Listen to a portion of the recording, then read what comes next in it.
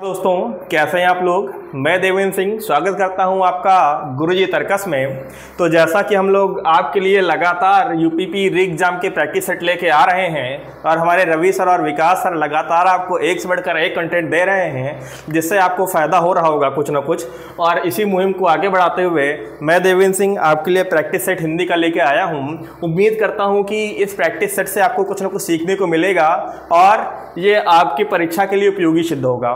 समय को ना गवाते हुए हम आगे बढ़ते हैं और अपना प्रश्न नंबर 1 देखते हैं। लिखा हुआ है, निम्न वाक्य विशेषण की किस अवस्था में है। लिखा हुआ है यह करेला कड़वा है ना। चलिए बात करते हैं थोड़ी सी विशेषण की अवस्था को लेके। किसकी विशेषण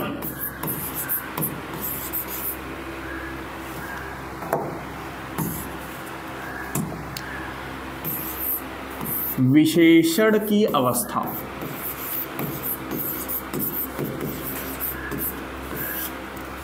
है ना। तो विशेषण की 3 अवस्थाएं होती हैं, है ना। कौन सी? पहली है मूल अवस्था,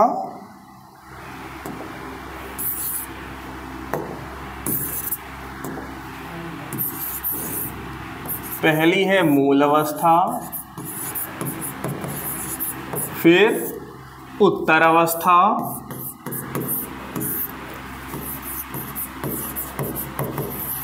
और तीसरी है उत्तमावस्था।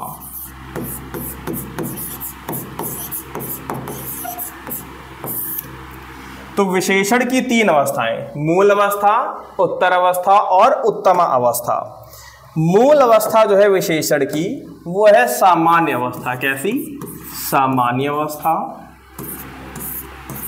सामान्य अवस्था।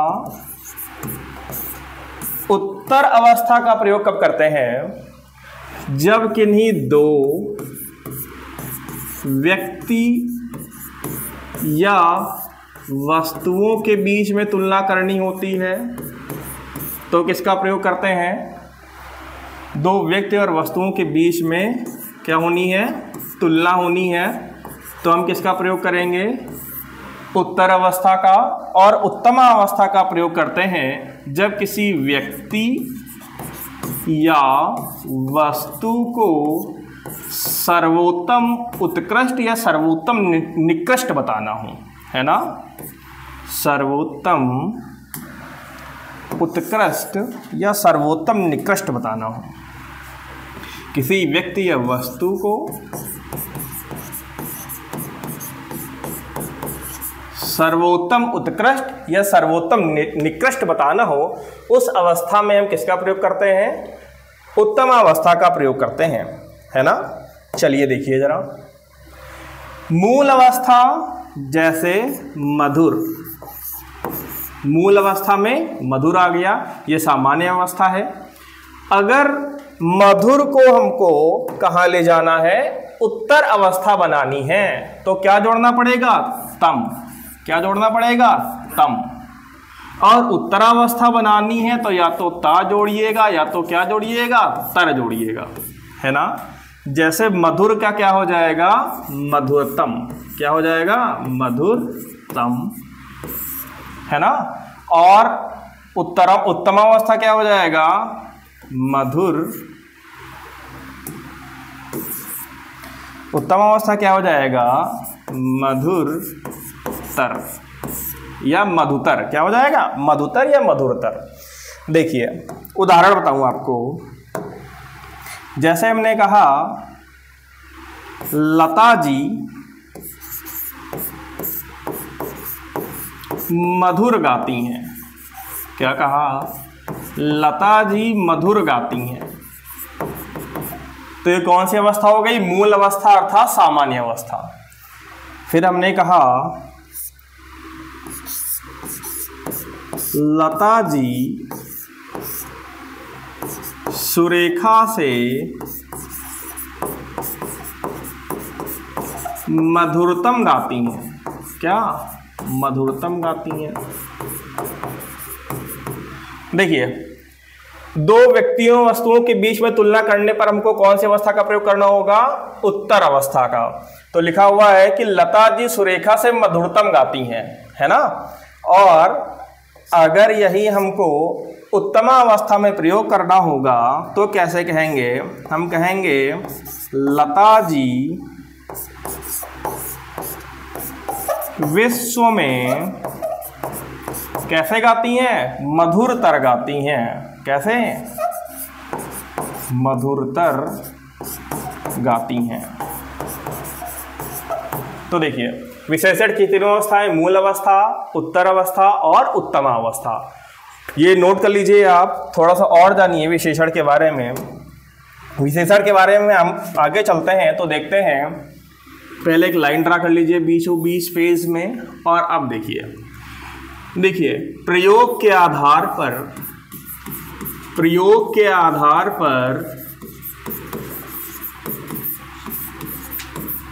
विशेषण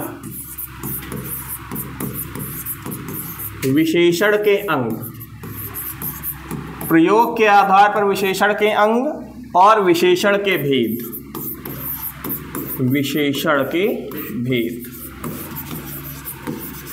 ठीक है। चलिए आगे बढ़ते हैं। लिखा है प्रयोग के आधार पर विशेषण के कितने अंग होते हैं? तो प्रयोग के आधार पर विशेषण के होते हैं 2 अंग। कितने अंग? 2 अंग। और विशेषण के भेद होते हैं कितने? 4। कितने? 4। तो प्रयोग के आधार पर विशेषण के कितने अंग? 2 अंग। कौन कौन से? पहला है उद्देश्य विशेषण। क्या? उद्देश्य विशेषण। और दूसरा है विधेय विशेषण। उद्देश्य विशेषण और विधेय विशेषण, ठीक ना। विशेषण के भेद कितने? 4 भेद। कौन कौन सा? गुणवाचक विशेषण,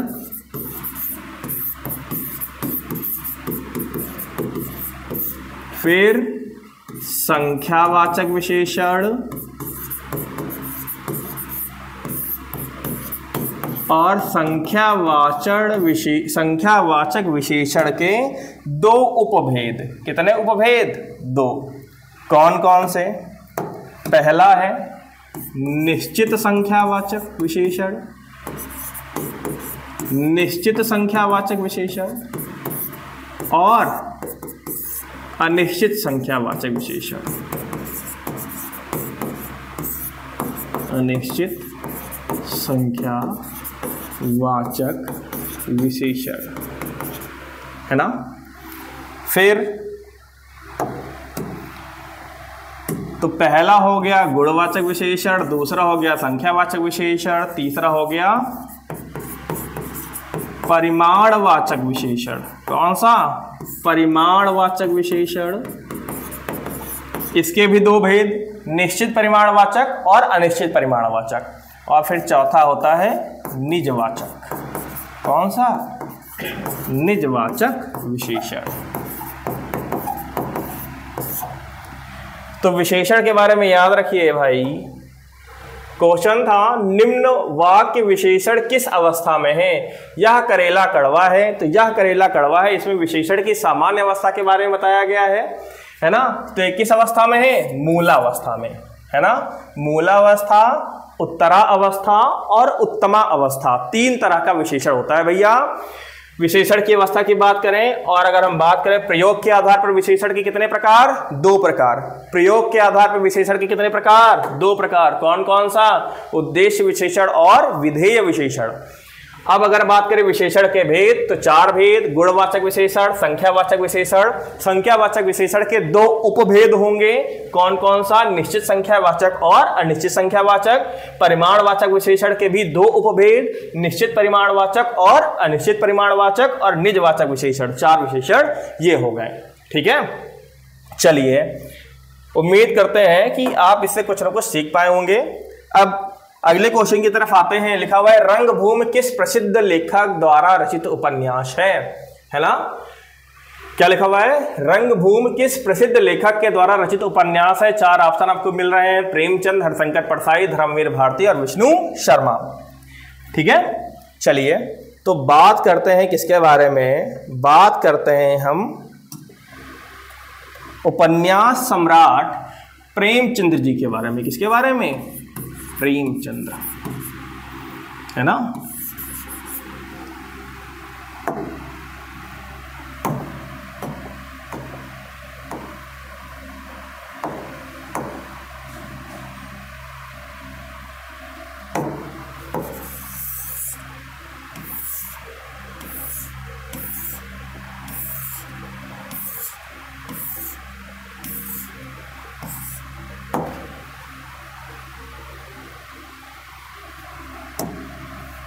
चलिए बात करते हैं किसके बारे में, प्रेमचंद जी के बारे में।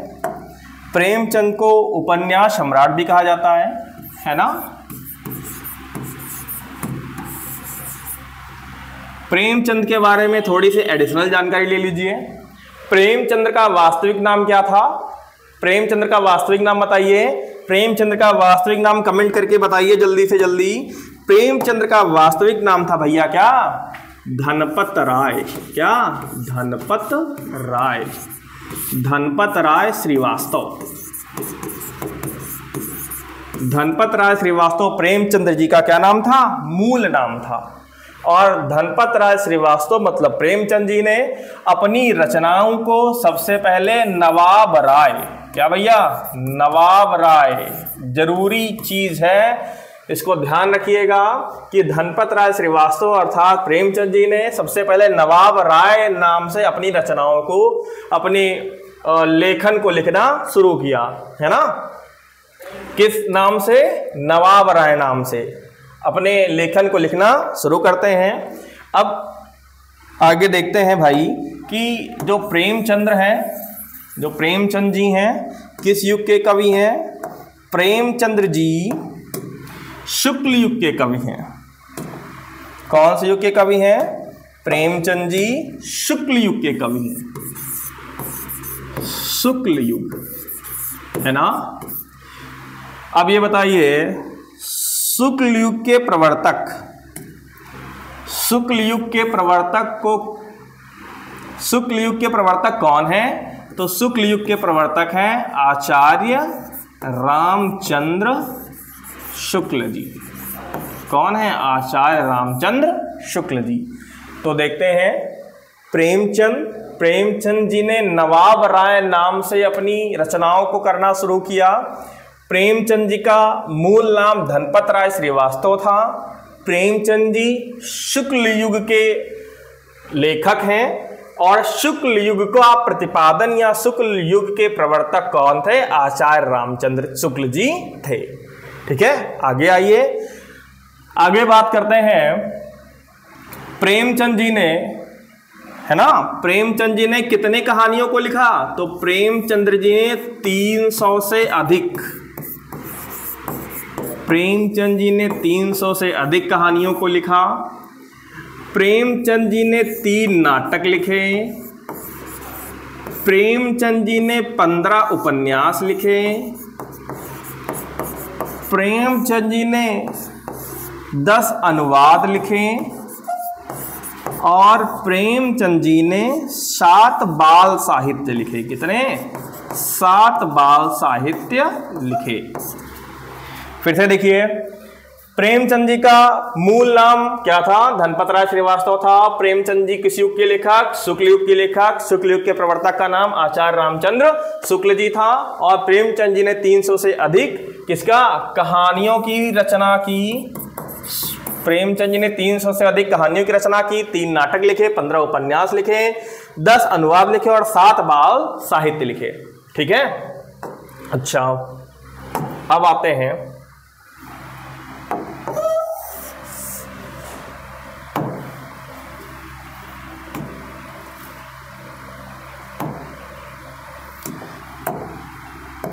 प्रेमचंद जी के 3 नाटक,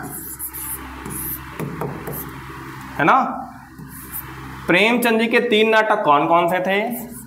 तो संग्राम, कौन सा? संग्राम, करबला और प्रेम की वेदी। प्रेम की वेदी, फिर से पीछे आए और देखें कि प्रेमचंद जी ने कितने नाटक लिखे थे। प्रेमचंद्र जी ने 3 नाटक लिखे भैया। कितने नाटक? 3 नाटक। कौन कौन से? संग्राम, करबला और प्रेम की वेदी। ठीक है, चलिए अब क्वेश्चन आपका पूछ रहा था आपका रंगभूमि किस प्रसिद्ध लेखक द्वारा रचित उपन्यास है। तो जो रंगभूमि है वो प्रेमचंद जी के द्वारा रचित क्या है? उपन्यास है। रंगभूमि प्रेमचंद जी के द्वारा रचित क्या है? उपन्यास है। आगे बढ़ते हैं। चौपाई छंद में कितने चरण होते हैं? क्वेश्चन है चौपाई छंद में कितने चरण होते हैं। फिर से देखते हैं, कह रहे हैं चौपाई छंद में क्या? चौपाई छंद में कितने चरण होते हैं। उत्तर को करना शुरू करते हैं और इसके बारे में एडिशनल नॉलेज लेते हैं। तो सबसे पहले हम जानते हैं छंद। किसके बारे में? छंद। ठीक, अब आप ये बताइए कि छंद किस धातु से बना हुआ है। छंद किस धातु से बना हुआ है? छंद चद धातु से बना हुआ है। किससे बना हुआ है? चद धातु से बना हुआ है। छंद चद धातु से बना हुआ है। चद धातु का मतलब होता है क्या? चद धातु का मतलब होता है आच्छादित करना। क्या? आच्छादित करना या आह्लादित करना। आह्लादित करना, आच्छादित करना या आह्लादित करना। आह्लादित करने का मतलब भी होता है प्रसन्न करना। क्या होता है? प्रसन्न करना। तो देखिए जो छंद है वो चद धातु से बनी हुई है। चद का अर्थ है आच्छादित करना या आह्लादित करना। आह्लादित करने का अर्थ प्रसन्न करना भी होता है। अगर हम बात करें कि छंद का सबसे पहला वर्णन कहाँ मिलता है, तो छंद का सबसे पहला वर्णन ऋग्वेद में। कहाँ? ऋग्वेद। छंद का पहला वर्णन ऋग्वेद के 10वें मंडल में। छंद का पहला वर्णन ऋग्वेद के 10वें मंडल में मिलता है। और जो छंद है वो चद धातु से मिलकर बना हुआ है। अब थोड़ा आगे और देखते हैं। छंदों के ऊपर आचार्य पिंगल ने, किसने? आचार्य पिंगल ने। किसने? आचार्य पिंगल ने ही पिंगल शास्त्र की रचना की है। ठीक ना? तो छंद के ऊपर आचार्य पिंगल ने पिंगल शास्त्र की रचना की है। छंद का सर्वप्रथम वर्णन क्या मिलता है? ऋग्वेद के 10वें मंडल में मिलता है। छंद चद धातु से मिलकर बना हुआ है। चद का मतलब होता है आच्छादित करना या आह्लादित करना। ठीक है, चलिए थोड़ा इसको इरेज करते हैं और आगे की ओर देखते हैं। नोट करते रहिएगा आप इसको। जो भी आपको आपके काम की चीज लगे उसको आप लगातार नोट करते रहिएगा।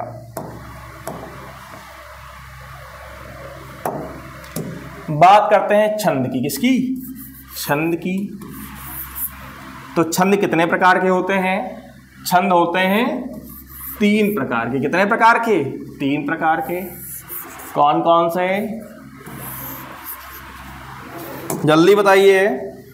छंद कितने तरह के होते हैं? 3 प्रकार के। सबसे पहला मात्रिक छंद। कौन सा? मात्रिक छंद। उसके बाद वर्णिक छंद। उसके बाद मुक्तक छंद। तो छंद के 3 प्रकार, मात्रिक छंद, वर्णिक छंद, मुक्तक छंद। आपसे सबसे ज्यादा कौन सा पूछा जाएगा? आपसे सबसे ज्यादा पूछा जाने वाला छंद है मात्रिक छंद। कौन सा? मात्रिक छंद। मात्रिक छंद। ठीक है, मात्रिक छंद के बारे में बात कर लेते हैं। मात्रिक छंद कितने प्रकार के? तो मात्रिक छंद भी भैया 3 प्रकार के। कितने प्रकार के? 3 प्रकार के। कौन कौन से? मात्रिक छंद का पहला प्रकार है सममात्रिक छंद। कौन सा? मात्रिक छंद का पहला प्रकार सममात्रिक छंद। सममात्रिक छंद। अगले पेज में बताता हूं इसको।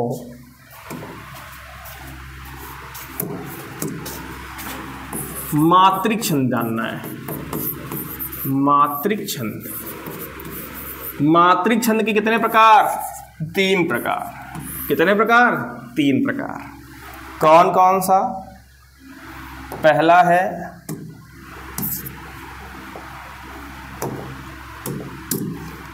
है सममात्रिक छंद,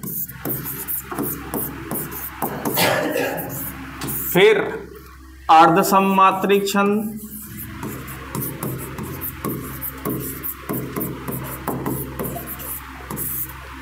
और तीसरा कौन सा? विषम मात्रिक छंद। कौन सा? विषम मात्रिक छंद। फिर से सुनिए। छंद, छंद किस धातु से मिलकर बना हुआ है? छंद चद धातु से मिलकर बना हुआ है। चद का मतलब आह्लादित करना या आच्छादित करना, प्रसन्न करना, है ना। सबसे पहले आप छंद का वर्णन कहाँ पाते हैं? ऋग्वेद के 10वें मंडल में पाते हैं। और छंद के ऊपर आचार्य पिंगल ने पिंगल शास्त्र की रचना की है ना। छंद कितने प्रकार के होते हैं? 3 प्रकार के, मात्रिक छंद, वर्णिक छंद और मुक्तक छंद, है ना। अब मात्रिक छंद सबसे ज्यादा पूछा जाता है, तो मात्रिक छंद के बारे में जान लेते हैं। मात्रिक छंद कितने प्रकार के होते हैं? 3 प्रकार के, सम मात्रिक छंद, अर्धसम मात्रिक छंद और विषम मात्रिक छंद, है ना। अब आइए सम मात्रिक छंद के बारे में जानते हैं। सम मात्रिक छंद, सम मात्रिक छंद में सबसे पहले क्या आएगा? चौपाई। क्या? चौपाई। और किसको रखते हैं? रोला। और किसको रखते हैं? गीतिका। और किसको रखते हैं? हर गीतिका। और किसको रखते हैं? और किसको रखते हैं? चलिए नीचे कमेंट में जल्दी बताइए।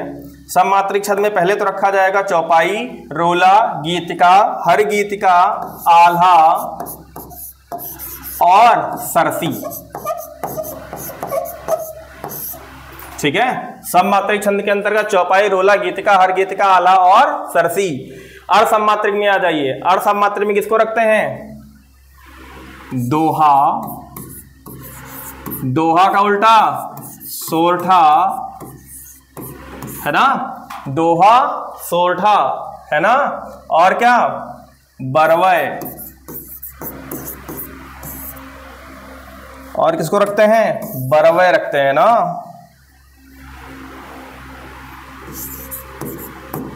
बरवय। और किसको? उलाला। विषम मात्रिक छंद में किसको रखते हैं? कुंडलिया। किसको रखते हैं? कुंडलिया। और क्या? छप्पय। ठीक है। चौपाई के बारे में जानना है तो चौपाई में भैया कितने चरण? तो चौपाई में होते हैं 4 चरण। कितने चरण?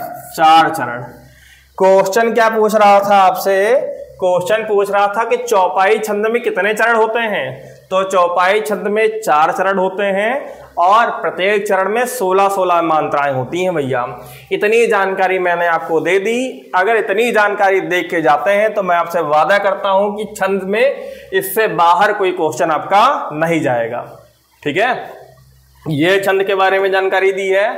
यहाँ पे मैंने मात्रिक छंद के बारे में बता दिया है और ये सब आपने जान लिया। अब आते हैं अगले क्वेश्चन की तरफ। लिखा हुआ निम्नलिखित प्रश्न में 4 विकल्प में से अधिकरण कारक की विभक्ति पहचानिए।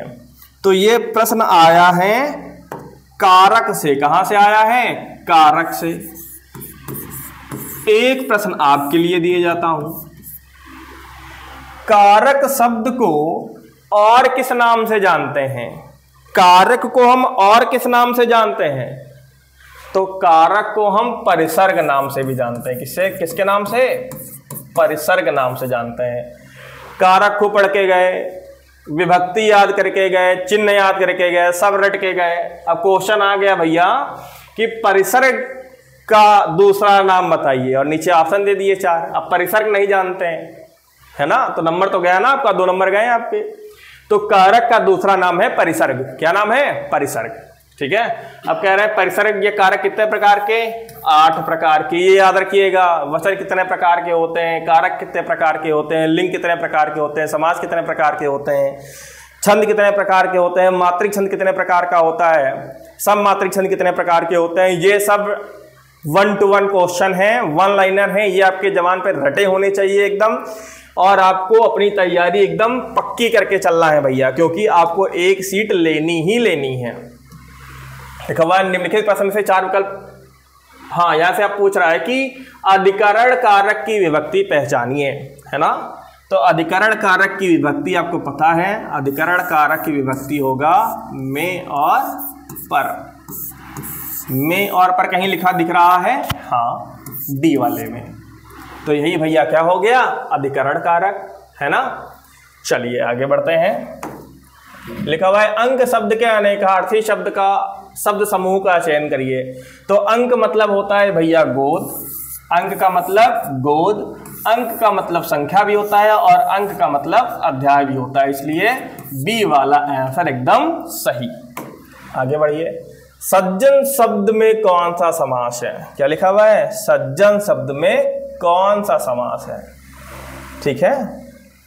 चलिए आइए, लिखा हुआ है सज्जन शब्द में कौन सा समास है। तो सज्जन का मतलब क्या होता है, सज्जन का मतलब होता है सत है जो जन, क्या, सत है जो जन, सत है जो जन, सत है जो जन, वही कौन है, सज्जन। कौन है, सज्जन। जन क्या है, जन है संज्ञा, और इसकी क्या बताई जा रही है, विशेषता, है ना। तो मतलब कौन सा समास, जिसमें संज्ञा की विशेषता बताई जाए वो कौन सा समास होगा, कर्मधारय। कौन सा समास होगा, कर्मधारय। लिख लीजिए, कर्मधारय किसके अंतर्गत आएगा, तत्पुरुष समास के अंतर्गत आता है कर्मधारय समास। किसके अंतर्गत, तत्पुरुष समास के अंतर्गत। देखिए तत्पुरुष समास, है ना। तत्पुरुष समास के अंतर्गत 2 समास आएंगे, कौन कौन से, पहला तो आएगा कर्मधारय, क्या आएगा, कर्मधारय, है ना। और दूसरा कौन सा समास, द्विगु समास। कौन सा समास, द्विगु समास।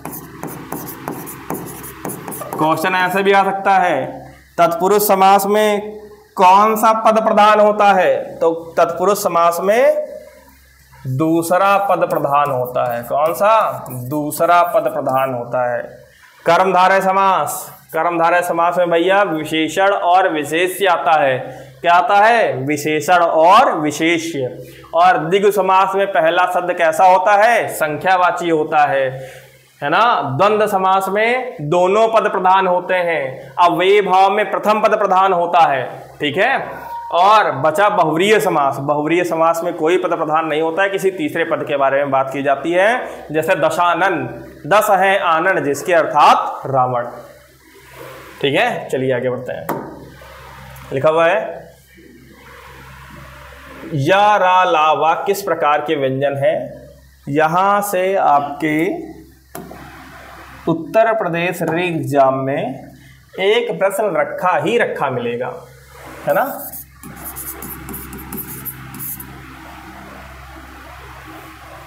देखिए क्वेश्चन कह रहा है कि या रा ला वा किस प्रकार के व्यंजन हैं। तो सबसे पहले लिखा हुआ है अंतस्थ व्यंजन, क्या, अंतस्थ व्यंजन, है ना। फिर आपको दे रहा है ऊष्म व्यंजन और अयोगवाह, क्या, अयोगवाह, और फिर स्पर्श व्यंजन। अंतस्थ व्यंजन में क्या होगा, अंतस्थ व्यंजन में 4 व्यंजन, या रा ला वा। अंतस्थ व्यंजन में कितने व्यंजन, 4 व्यंजन, या रा ला वा। फिर ऊष्म व्यंजन में कितने व्यंजन, 4 व्यंजन, सा सा शा सा हा। अयोगवाह कितने? अयोगवाह 2, कितने? 2।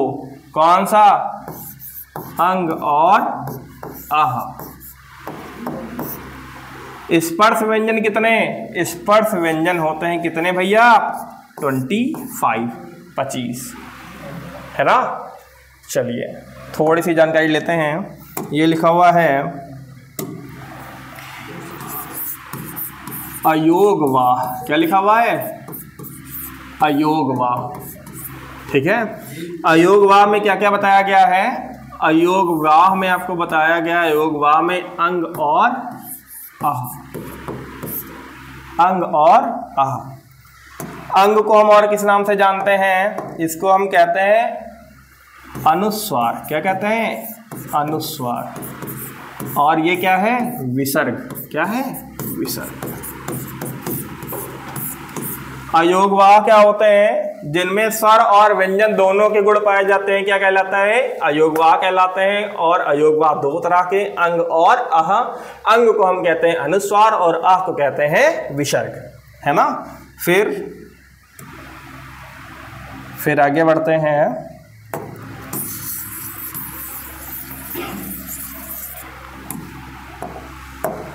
और लिखा हुआ है स्पर्श व्यंजन। आपसे पूछ रहा है, क्या पूछ रहा है? स्पर्श व्यंजन। स्पर्श व्यंजन कितने होते हैं? स्पर्श व्यंजन की संख्या कितनी? 25 है ना।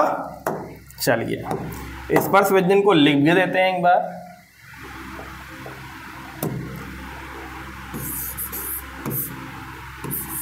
ये जो मैं लिख रहा हूं इससे आपको एडिशनल जानकारी मिलेगी, परीक्षा में काम आएगी आपके।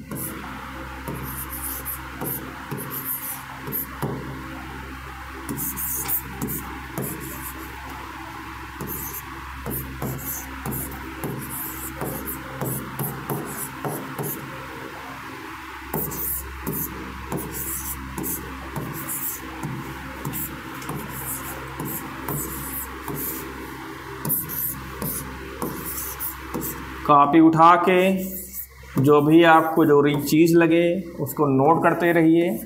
बहुत दिन बचे नहीं आपके परीक्षा के।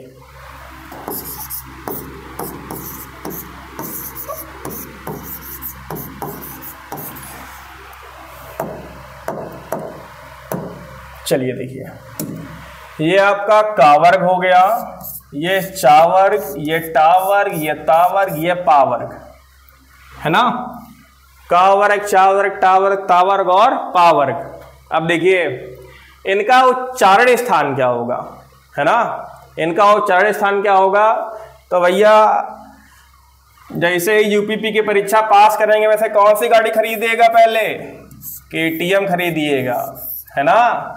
और जैसे ही केटीएम खरीदिएगा तो वैसे ही आपके दोस्त कहेंगे दो दो, मांगने लगेंगे, नहीं मांगने लगेंगे। तो भैया यही है ट्रिक। देखिए KTM और DO, का वर्ग, चा वर्ग, टा वर्ग, ता वर्ग और पा वर्ग। के का मतलब होता है कंठ। क्या मतलब होता है? कंठ। मतलब का वर्ग में जो कुछ भी लिखा हुआ है उसका उच्चारण कैसे करना है? कंठ से करना है। चा वर्ग के अंतर्गत जो कुछ भी आएगा टी का मतलब तालु, उसका उच्चारण कैसे करेंगे? तालु से करेंगे। टा वर्ग के अंतर्गत जो कुछ भी आएगा उसका उच्चारण एम मतलब मूर्ध्या, है ना। ता वर्ग के अंतर्गत जो भी चीजें आएंगी, जो भी व्यंजन आएंगे उनका उच्चारण कैसे करेंगे? दंत से करेंगे। डी मतलब दंत। और पाफा बाबा भा, है ना, ये बचा पा वर्ग। तो पा वर्ग का उच्चारण आप ओ मतलब ओष्ठ से करेंगे, है ना। तो ये देख लीजिए, इसके साथ ही आप देख लीजिए कि इसको हटाऊं और ये देखिए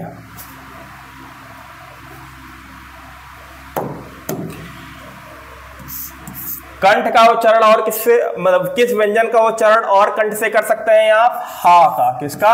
हा का। और तालु से किसका? शा का। मूर्धा से किसका? सा का। और दंत से किसका? सा का, है ना।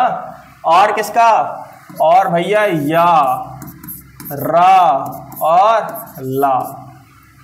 इसको नोट कर लीजिए, बहुत अच्छी ट्रिक है, काम आएगी आपके उच्चारण स्थान जानने में।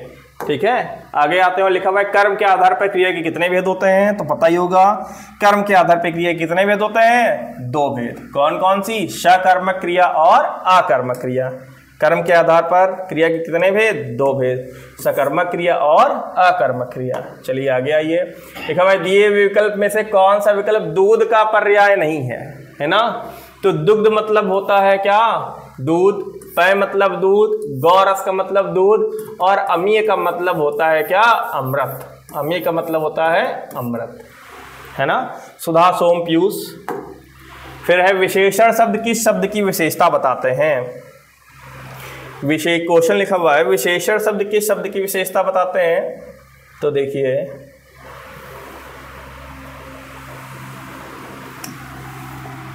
दो चीजें होती हैं, एक होता है विशेषण, क्या होता है विशेषण, और एक होता है विशेष। क्या होता है विशेष। समझिए जरा,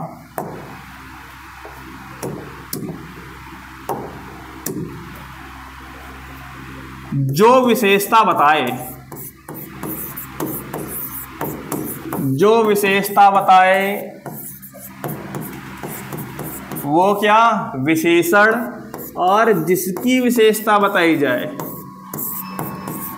जिसकी विशेषता बताई जाए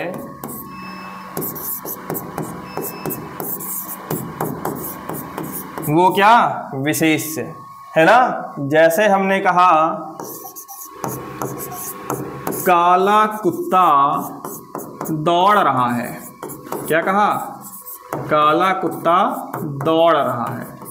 ठीक है, अब ये बताइए